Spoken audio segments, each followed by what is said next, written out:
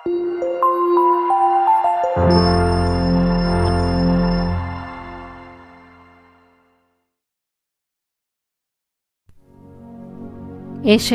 അധ്യായം 45. സൈറസിനെ നിയോഗിക്കുന്നു. രാജ്യങ്ങൾ കീഴടക്കുന്നതിനും രാജാക്കന്മാരുടെ അരപ്പട്ടകൾ അഴിക്കുന്നതിനും നഗര കവാടങ്ങൾ അടയ്ക്കപ്പെടാതെ തുറന്നിടുന്നതിനും വേണ്ടി ആരുടെ വലത്ത് കൈയ്യ് താൻ ഗ്രഹിച്ചിരിക്കുന്നുവോ, തൻ്റെ അഭിഷിക്തനായ ആ സൈറസിനോട് കർത്താവ് അരുളി ചെയ്യുന്നു: ഞാൻ നിനക്ക് മുൻപേ പോയി മലകൾ നിരപ്പാക്കുകയും പിച്ചളവാതിലുകൾ തകർക്കുകയും ഇരുമ്പോടാമ്പലുകൾ ഒടിക്കുകയും ചെയ്യും. നിന്നെ പേര് ചൊല്ലി വിളിക്കുന്ന ഇസ്രായേലിന്റെ കർത്താവായ ദൈവം ഞാനാണെന്ന് നീ അറിയേണ്ടതിന് അന്ധകാരത്തിലെ നിധികളും രഹസ്യ ധനശേഖരവും ഞാൻ നിനക്ക് തരും.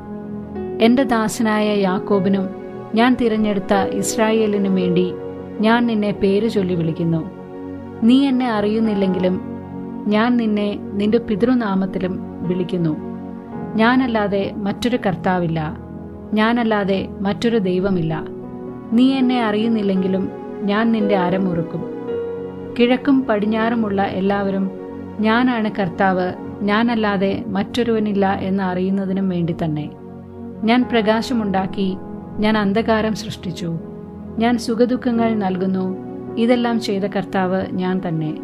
സ്വർഗങ്ങളെ മുകളിൽ നിന്ന് പൊഴിയുക, ആകാശം നീതി ചൊരിയട്ടെ, ഭൂമി തുറന്ന് രക്ഷ മുളയ്ക്കട്ടെ, അങ്ങനെ നീതി സംജാതമാകട്ടെ. കർത്താവായ ഞാനാണ് ഇത് സൃഷ്ടിച്ചത്. കർത്താവ് ലോകനിയന്താവ്.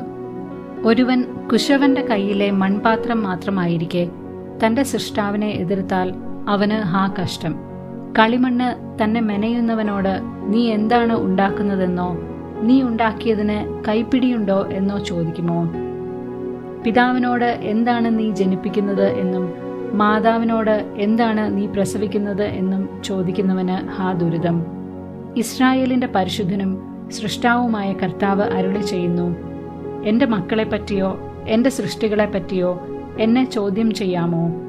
ഞാൻ ഭൂമി ഉണ്ടാക്കി, അതിൽ മനുഷ്യനെ സൃഷ്ടിച്ചു. എൻ്റെ കരങ്ങളാണ് ആകാശത്തെ വിരിച്ചത്.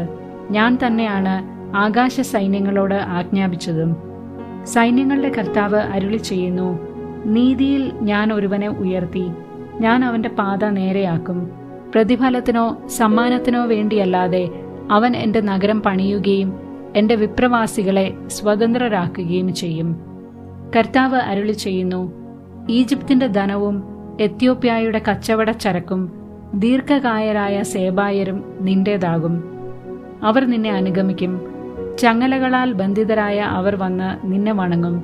ദൈവം നിന്നോടുകൂടെ മാത്രമാണ്, അവിടുന്നല്ലാതെ മറ്റൊരു ദൈവമില്ല എന്ന് പറഞ്ഞ് അവർ നിന്നോട് യാചിക്കും. ഇസ്രായേലിന്റെ ദൈവവും രക്ഷകനുമായവനെ, അങ്ങ് സത്യമായും മറഞ്ഞിരിക്കുന്ന ദൈവമാണ്. അവർ ലജ്ജിച്ച് തല താഴ്ത്തും. വിഗ്രഹ നിർമ്മാതാക്കൾ പരിഭ്രാന്തരാകും. കർത്താവ് ഇസ്രായേലിന് എന്നേക്കും രക്ഷ നൽകിയിരിക്കുന്നു. നിങ്ങൾക്ക് ഒരിക്കലും ലജ്ജിച്ച് തല താഴ്ത്തേണ്ടി വരികയില്ല.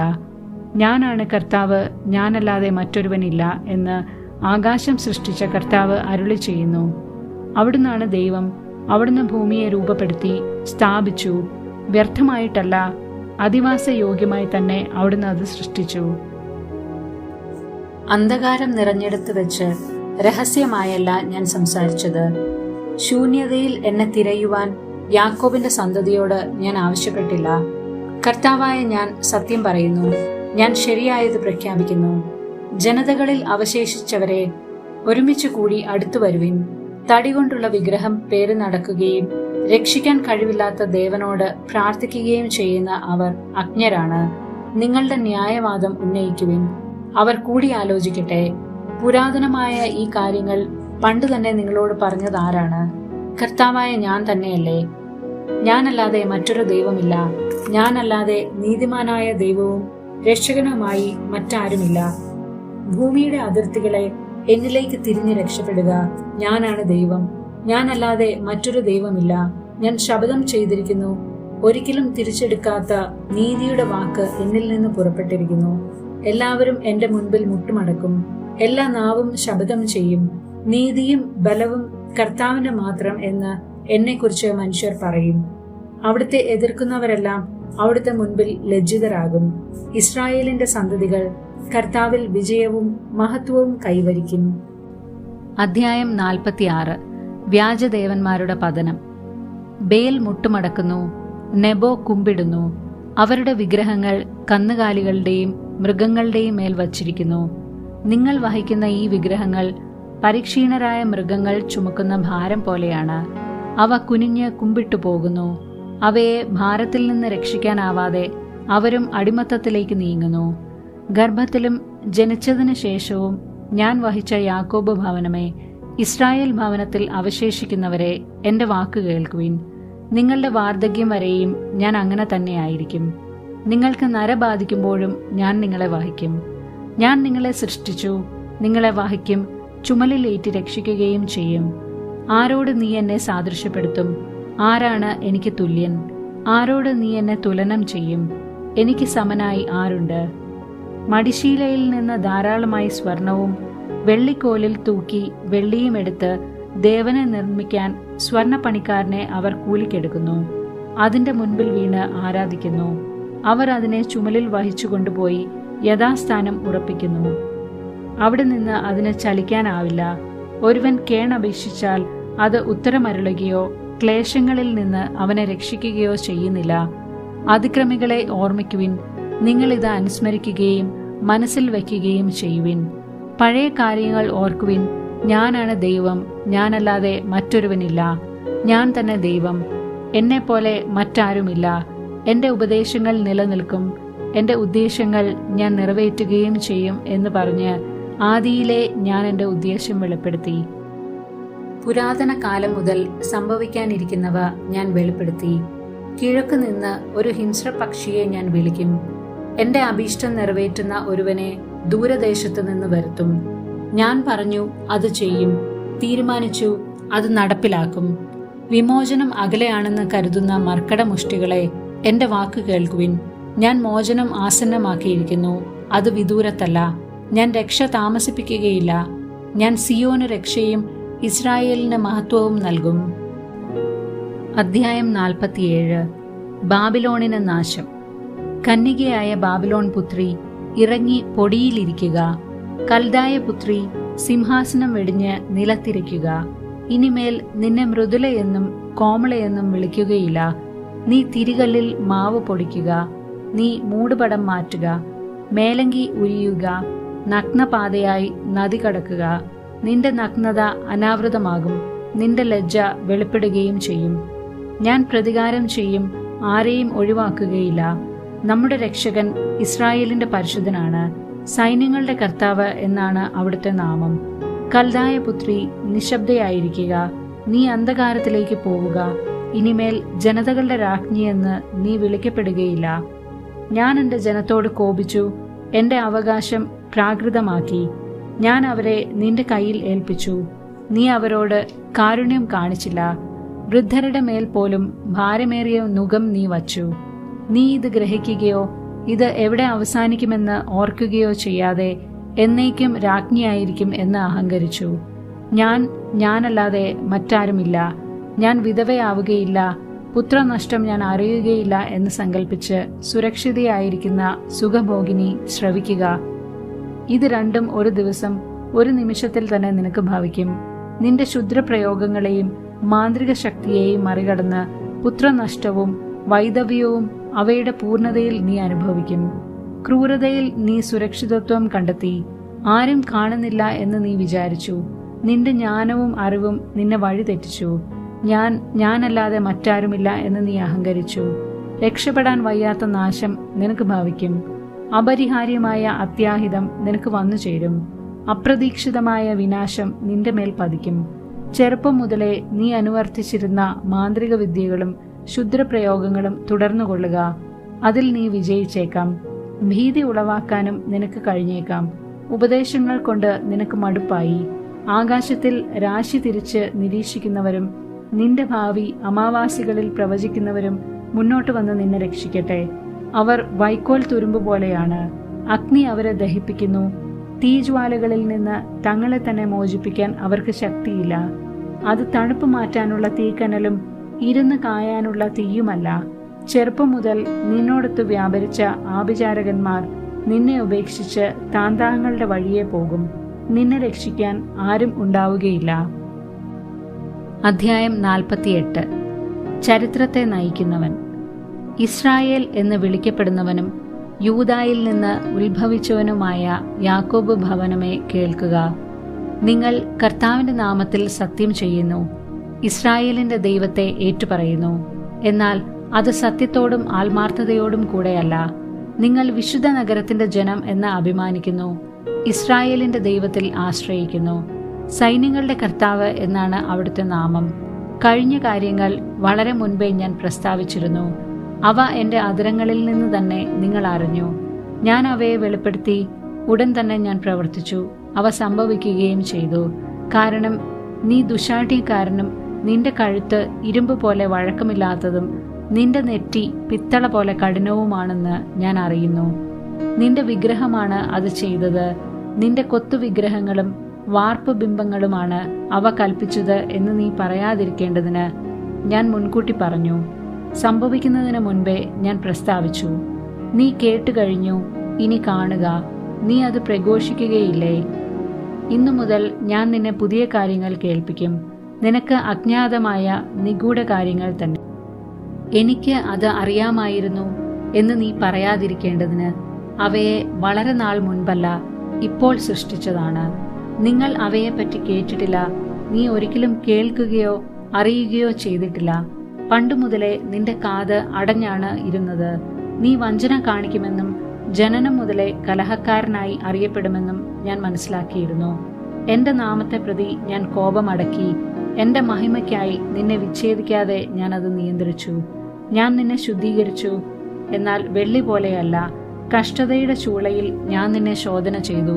എനിക്ക് വേണ്ടി, അതെ, എനിക്ക് വേണ്ടി മാത്രമാണ് ഞാനിത് ചെയ്യുന്നത്. എന്റെ നാമം എങ്ങനെ കളങ്കിതമാകും? എന്റെ മഹത്വം ഞാൻ ആർക്കും നൽകുകയില്ല.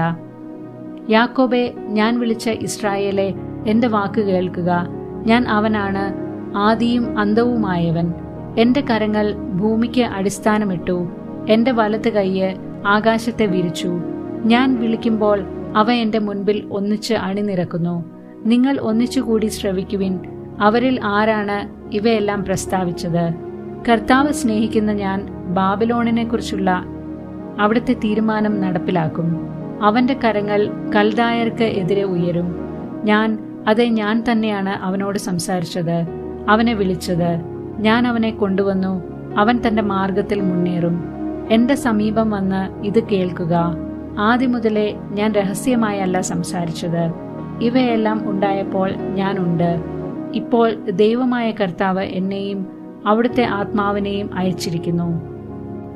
നിന്റെ വിമോചകനും ഇസ്രായേലിന്റെ പരിശുദ്ധനുമായ കർത്താവ് അരുളി ചെയ്യുന്നു. നിനക്ക് നന്മയായുള്ളത് പഠിപ്പിക്കുകയും നീ പോകേണ്ട വഴിയിലൂടെ നിന്നെ നയിക്കുകയും ചെയ്യുന്ന നിന്റെ ദൈവമായ കർത്താവ് ഞാനാണ്. നീ എന്റെ കൽപ്പനകൾ അനുസരിച്ചിരുന്നെങ്കിൽ നിന്റെ സമാധാനം നദി പോലെ ഒഴുകുമായിരുന്നു, നീതി കടലലകൾ പോലെ ഉയരുമായിരുന്നു. നിന്റെ സന്തതികൾ മണൽ പോലെയും വംശം മണൽത്തരി പോലെയും ആകുമായിരുന്നു. അവരുടെ നാമം എന്റെ മുൻപിൽ നിന്ന് ഒരിക്കലും വിച്ഛേദിക്കപ്പെടുകയോ നശിക്കുകയോ ഇല്ലായിരുന്നു. ബാബിലോണിൽ നിന്ന് പുറപ്പെടുക, കൽദായയിൽ നിന്ന് പലായനം ചെയ്യുക. ആനന്ദഘോഷത്തോടെ ഇത് പ്രഖ്യാപിക്കുക, പ്രഘോഷിക്കുക. കർത്താവ് തന്റെ ദാസനായ യാക്കോബിനെ രക്ഷിച്ചുവെന്ന് ഭൂമിയുടെ അതിർത്തികൾ വരെയും വിളിച്ചറിയിക്കുക. അവിടുന്ന് മരുഭൂമിയിലൂടെ അവരെ നയിച്ചപ്പോൾ അവർക്ക് ദാഹിച്ചില്ല. അവർക്കായി അവിടുന്ന് പാറയിൽ നിന്ന് ജലം ഒഴുക്കി. അവിടുന്ന് പാറയിൽ അടിച്ചു, ജലം പ്രവഹിച്ചു. കർത്താവ് അരുളി ചെയ്യുന്നു, ദുഷ്ടർക്ക് ഒരിക്കലും സമാധാനമുണ്ടാവുകയില്ല. അധ്യായം 49. കർത്താവിന്റെ ദാസൻ 2. തീരദേശങ്ങളെ, വിദൂര ജനതകളെ, എന്റെ വാക്ക് കേൾക്കുവിൻ. ഗർഭത്തിൽ തന്നെ എന്നെ കർത്താവ് വിളിച്ചു. അമ്മയുടെ ഉദരത്തിൽ വെച്ച് തന്നെ അവിടുന്ന് എന്നെ നാമകരണം ചെയ്തു. എന്റെ നാവിനെ അവിടുന്ന് മൂർച്ചയുള്ള വാള് പോലെയാക്കി. തന്റെ കൈയുടെ നിഴലിൽ അവിടുന്ന് എന്നെ മറച്ചു. എന്നെ മിനുക്കിയ അസ്ത്രമാക്കി തന്റെ ആവനാഴിയിൽ അവിടുന്ന് ഒളിച്ചുവെച്ചു. ഇസ്രായേലെ, നീ എന്റെ ദാസനാണ്, നിന്നിൽ ഞാൻ മഹത്വം പ്രാപിക്കും എന്ന് അവിടുന്ന് അരുളി ചെയ്തു. ഞാൻ പറഞ്ഞു, ഞാൻ വ്യർത്ഥമായി അധ്വാനിച്ചു, എന്റെ ശക്തി വ്യർത്ഥമായും നിഷ്ഫലമായും ചെലവഴിച്ചു. എങ്കിലും എന്റെ അവകാശം കർത്താവിലും പ്രതിഫലം ദൈവത്തിലുമാണ്. യാക്കോബിനെ തിരികെ കൊണ്ടുവരാനും ഇസ്രായേലിനെ തന്റെ അടുക്കൽ ഒന്നിച്ചു ചേർക്കാനും ഗർഭത്തിൽ വെച്ച് തന്നെ എന്നെ തന്റെ ദാസനായി രൂപപ്പെടുത്തിയ കർത്താവ് അരുളി ചെയ്യുന്നു. എന്തെന്നാൽ കർത്താവ് എന്നെ ആദരിക്കുകയും എന്റെ ദൈവം എനിക്ക് ശക്തിയാവുകയും ചെയ്തിരിക്കുന്നു. അവിടുന്ന് അരുളി ചെയ്യുന്നു, യാക്കോബിന്റെ ഗോത്രങ്ങളെ ഉയർത്താനും ഇസ്രായേലിൽ അവശേഷിച്ചിരിക്കുന്നവരെ ഉദ്ധരിക്കാനും നീ എന്റെ ദാസനായിരിക്കുക വളരെ ചെറിയ കാര്യമാണ്. എന്റെ രക്ഷ ലോകാതിർത്തി വരെ എത്തുന്നതിന് ഞാൻ നിന്നെ ലോകത്തിന്റെ പ്രകാശമായി നൽകും. ഏറ്റവും വെറുക്കപ്പെട്ടവനും ജനതകളാൽ നിന്ദിതനും ഭരണാധികാരികളുടെ ദാസനുമായവനോട് ഇസ്രായേലിന്റെ പരിശുദ്ധനും വിമോചകനുമായ കർത്താവ് അരുളി ചെയ്യുന്നു, നിന്നെ തിരഞ്ഞെടുത്ത ഇസ്രായേലിന്റെ പരിശുദ്ധനും വിശ്വസ്തനുമായ കർത്താവ് നിമിത്തം രാജാക്കന്മാർ നിന്നെ കാണുമ്പോൾ എഴുന്നേൽക്കുകയും പ്രഭുക്കന്മാർ നിന്റെ മുൻപിൽ സാഷ്ടാംഗം പ്രണമിക്കുകയും ചെയ്യും. പ്രവാസികൾ ജെറുസലേമിലേക്ക്. കർത്താവ് അരുളി ചെയ്യുന്നു, പ്രസാദകാലത്ത് ഞാൻ നിനക്ക് ഉത്തരമരുളി, രക്ഷയുടെ ദിവസത്തിൽ ഞാൻ നിന്നെ സഹായിച്ചു. രാജ്യം സ്ഥാപിക്കാനും ശൂന്യമായ അവകാശഭൂമി പുനർവിഭജനം ചെയ്തു കൊടുക്കാനും ഞാൻ നിന്നെ സംരക്ഷിച്ച് ജനത്തിന് ഉടമ്പടിയായി നൽകിയിരിക്കുന്നു. ബന്ധിതരോട് പുറത്തു വരാനും അന്ധകാരത്തിലുള്ളവരോട് വെളിച്ചത്ത് വരാനും ഞാൻ പറഞ്ഞു. യാത്രയിൽ അവർക്ക് ഭക്ഷണം ലഭിക്കും. വിജനമായ കുന്നുകളെല്ലാം അവരുടെ മേച്ചിൽപ്പുറങ്ങളായിരിക്കും. അവർക്ക് വിശക്കുകയോ ദാഹിക്കുകയോ ഇല്ല. ചുടുകാറ്റോ വെയിലോ അവരെ തളർത്തുകയില്ല. എന്തുകൊണ്ടെന്നാൽ അവരുടെ മേൽ ദയയുള്ളവൻ അവരെ നയിക്കും. നീർച്ചാലുകൾക്കരികിലൂടെ അവരെ കൊണ്ടുപോകും. മലകളെ ഞാൻ വഴിയാക്കി മാറ്റും. രാജവീഥികൾ ഉയർത്തും. അങ്ങ് ദൂരെ നിന്ന് വടക്ക് നിന്നും പടിഞ്ഞാറ് നിന്നും സിയൻ ദേശത്തു നിന്നും അവൻ വരും. ആകാശമേ, ആനന്ദഗാനം ആലപിക്കുക. ഭൂമിയെ ആർത്തു വിളിക്കുക. മലകളെ ആർത്തുപാടുക. കർത്താവ് തന്റെ ജനത്തെ ആശ്വസിപ്പിച്ചിരിക്കുന്നു. ദുരിതമനുഭവിക്കുന്ന തന്റെ ജനത്തോട് അവിടുന്ന് കരുണ കാണിക്കും. എന്നാൽ സിയോൻ പറഞ്ഞു, കർത്താവ് എന്നെ ഉപേക്ഷിച്ചു. എന്റെ കർത്താവ് എന്നെ മറന്നു കളഞ്ഞു. മുല കുടിക്കുന്ന കുഞ്ഞിനെ അമ്മയ്ക്ക് മറക്കാനാവുമോ? പുത്രനോട് പെറ്റമ്മ കരുണ കാണിക്കാതിരിക്കുമോ? അവൾ മറന്നാലും ഞാൻ നിന്നെ മറക്കുകയില്ല. ഇതാ, നിന്നെ ഞാൻ എന്റെ ഉള്ളം കയ്യിൽ രേഖപ്പെടുത്തിയിരിക്കുന്നു. നിന്റെ മതിലുകൾ എപ്പോഴും എന്റെ മുൻപിലുണ്ട്. നിന്റെ നിർമ്മാതാക്കൾ നിന്നെ നശിപ്പിച്ചവരെക്കാൾ വേഗമുള്ളവരാണ്. നിന്നെ വിജനമാക്കിയവർ നിന്നിൽ നിന്ന് അകന്നു പോയിരിക്കുന്നു. ചുറ്റും നോക്കുക, അവർ ഒന്നു ചേർന്ന് നിന്റെ അടുക്കൽ വരുന്നു. കർത്താവായ ഞാൻ ശപഥം ചെയ്യുന്നു, നീ അവരെ ആഭരണമായി അണിയും. വധുവിനെ പോലെ നീ അവരെ നിന്നോട് ചേർക്കും. നിന്റെ പാഴ്നിലങ്ങളും വിജനദേശങ്ങളും കൊള്ളയടിക്കപ്പെട്ട സ്ഥലങ്ങളും അധിവാസത്തിന് തികയുകയില്ല. നിന്നെ വിഴുങ്ങിയവർ അകന്നു പോകും. സന്താനങ്ങൾ നഷ്ടപ്പെട്ടെന്ന് ഓർത്ത് ദുഃഖിക്കുന്ന നിന്നോട് അവർ തിരിച്ചു വന്ന് പറയും, ഈ സ്ഥലം എനിക്ക് പോരാ, എനിക്ക് വസിക്കാൻ ഇടം തരുക. അപ്പോൾ നീ ഹൃദയത്തിൽ പറയും, വന്ധ്യയും പുത്രഹീനയും പ്രവാസിനിയും പരിത്യക്തയുമായിരുന്ന എനിക്ക് ഇവരെങ്ങനെ ജനിച്ചു? ആരെ ഇവരെ വളർത്തി? ഞാൻ ഏകാകിനിയായിരുന്നിട്ടും ഇവർ എവിടെ നിന്ന് വന്നു? ദൈവമായ കർത്താവ് അരുളി ചെയ്യുന്നു, ജനതകൾക്ക് നേരെ ഞാൻ കരം ഉയർത്തുകയും അവർക്ക് അടയാളം കൊടുക്കുകയും ചെയ്യും. അവർ നിന്റെ പുത്രന്മാരെ മാറിലണച്ചും പുത്രിമാരെ തോളിലേറ്റിയും കൊണ്ടുവരും. രാജാക്കന്മാർ നിന്റെ വളർത്തുപിതാക്കന്മാരും രാജ്ഞിമാർ വളർത്തമ്മമാരുമായിരിക്കും. അവർ നിന്നെ സാഷ്ടാംഗം വണങ്ങുകയും നിന്റെ കാലിലെ പൊടി നക്കുകയും ചെയ്യും. ഞാനാണ് കർത്താവെന്ന് അപ്പോൾ നീ അറിയും. എനിക്ക് വേണ്ടി കാത്തിരിക്കുന്നവർ ലജ്ജിതരാവുകയില്ല. ശക്തനിൽ നിന്ന് ഇരയെയോ സ്വേച്ഛാധിപതിയിൽ നിന്ന് അടിമകളെയോ വിടുവിക്കാൻ കഴിയുമോ? കഴിയും, കർത്താവ് അരുളി ചെയ്യുന്നു. ശക്തനിൽ നിന്ന് അടിമകളെ വിടുവിക്കുകയും സ്വേച്ഛാധിപതിയിൽ നിന്ന് ഇരയെ രക്ഷിക്കുകയും ചെയ്യും. എന്തെന്നാൽ നിന്നോട് പോരാടുന്നവരോട് ഞാൻ പോരാടുകയും നിന്റെ മക്കളെ രക്ഷിക്കുകയും ചെയ്യും. നിന്നെ മർദ്ദിക്കുന്നവർ സ്വന്തം മാംസം ഭക്ഷിക്കാൻ ഞാൻ ഇടവരുത്തും. വീഞ്ഞുകൊണ്ടെന്ന പോലെ സ്വന്തം രക്തം കുടിച്ച് അവർക്ക് മത്തുപിടിക്കും. ഞാൻ നിന്റെ രക്ഷകനും വിമോചകനും യാക്കോബിന്റെ ശക്തനായവനും ആണെന്ന് അപ്പോൾ മർത്യകുലം അറിയും.